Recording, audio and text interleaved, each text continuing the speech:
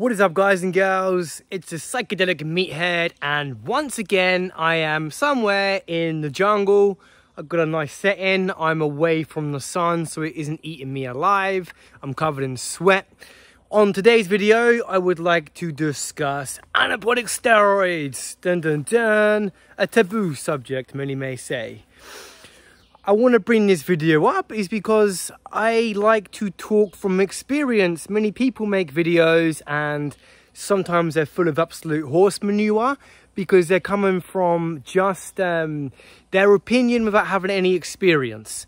And I mean, that's a waste of breath because it's very hard to give an opinion on a subject if you've never embarked into that world. Same as I come across people who are very negative to me.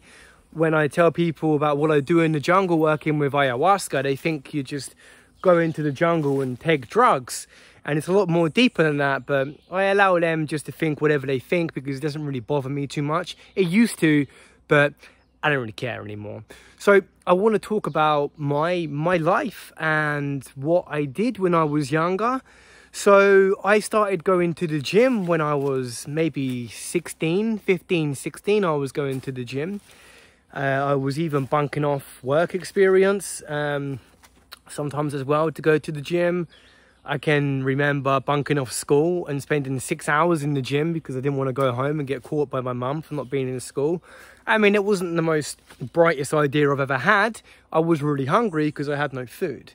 But moving forward, I spent most of my teens and in early 20s just training and eating. I would educate myself by watching videos and really was just hungry to be the people I saw in the videos. You know, I was like following these amazing people in their journey and being like, seeing the crazy amounts of weight they were lifting. And for me, it was like the most manliest thing I could ever see.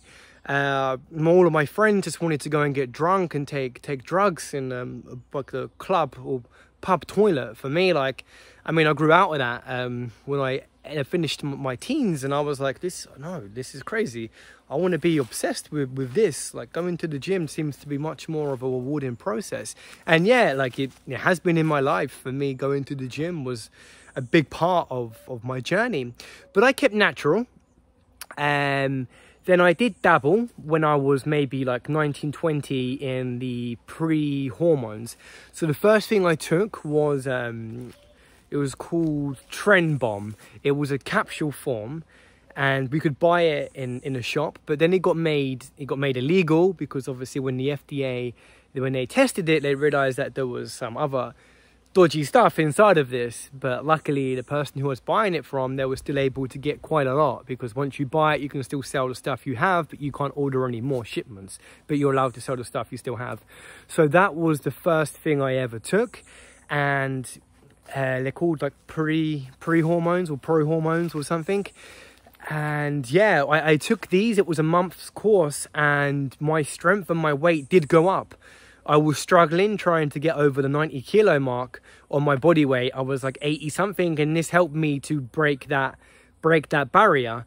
And my strength went up quite a bit. I went up like 10 kilos on, I think, my bench press. So that's quite a big shift. But at the same time, like, that tremendous shift also had its diminishing returns.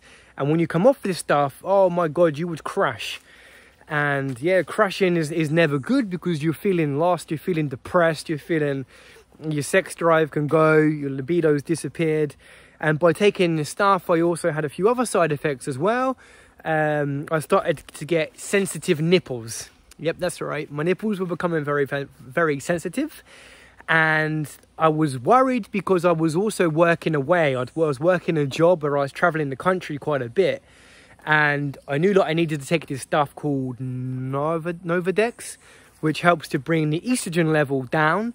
And you don't manifest what they like to call bitch tits. You know, it's maybe there's a different term. Gynecomastia is the correct term, if I pronounce that right. So I was a bit nervous. Luckily, I never manifested into that, but that was the first like fear to be like, oh my God, what's happening? I'm having this really bad side effect, stressing out. I took the Novadex, everything went back to normal. And then I was again training in the gym, like, really, really hard, just again being back natural. just being as dedicated as I could be. A lot of it was dedication, going on days when you were tired. No matter how many hours I would work, I would just keep pushing through. Then I was working, I think, the first time I took steroids must have been around 2012. So you've got to keep in mind that I was training natural from like 2017, I believe I left school. So 2017 till 2012 was when I really took my first course of steroids. Now, the reason why I took this first time was because I wanted to compete. I never competed in my life. Still to this day, I never stepped on stage and had competition. The reasons for that is because I just wasn't enjoying the diet. It's just, I mean, it took the fun out of it. I just really enjoyed training, and I realized that that was where my passion laid, was just training and enjoying myself. So yeah, moving forward with this, I decided that I was going to take a cycle of steroids to get ready for a competition. And my friend was like, "You're cutting it a bit thin, like this show's in X amount of weeks. Okay, what I'm going to give you is trenbolone and testosterone propionate with dianabol." Now, the first course you take should be something very, very small, like testosterone and emphate, because it's not going to be so harsh on the body. I jumped in with tren, and I can remember my friend injected me in each shoulder. So he filled up the syringe, and in that syringe we had a mixture of trenbolone and testosterone propionate injected into each of my shoulders. I could not lift my arms for a fucking week. That's what kind of pain I was in. And then after that, it was like, okay, now you have to inject this stuff yourself. I'm like, inject this myself? This is crazy. Nervous me, I was like, okay, I don't want to go into my shoulders. Like, what about going into my glutes? I watch these videos on how to inject steroids into your bum. Many things come up. Many interesting things come up. And so I did this myself, a little bit fearful. I shaking in my hands.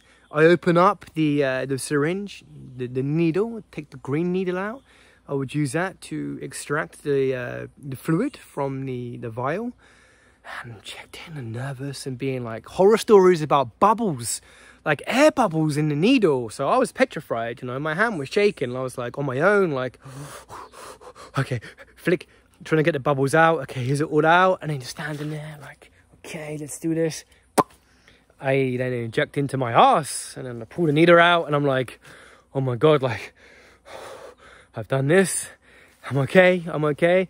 And then I tell you another thing. I could not sit on my ass for a week. It's like my girlfriend at the time, I asked her to massage my glutes, and she was like, oh, this is not what I signed up for when we got together. Why am I doing this? Bless her. Yeah, so that was an interesting time when I first stepped into the world of taking steroids. Interesting. I'm going to share more videos. I want to try to keep a few videos down because I don't want the time to be too long. So yeah, that was my introduction into the world of steroids. And in the series of talking about parts of my life, I want to get into some of the nitty and gritty stories I have, because there's been a few. So this first little video is just talking about steroids, and I'm going to talk about other things I've done in my life, which am I proud of? Am I not proud of? Do I regret? I think everything leads you to the person who you are today.